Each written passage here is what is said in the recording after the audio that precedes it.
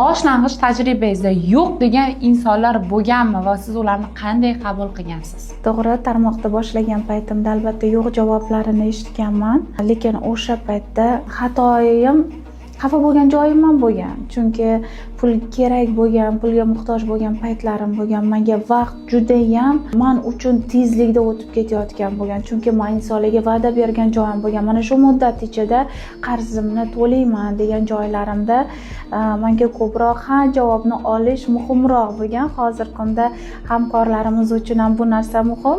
Chunki yo'q javoblari ko'proq insonlarni sindirib qo'yadi. Lekin mana shu narsani aytardim, yo'q javob insonni o'stiradi. O'zimga motivatsiya sifatida xudo xohlasa albatta kirib kelasiz, lekin o'sha payt men sizga vaqt ajrata olmayman.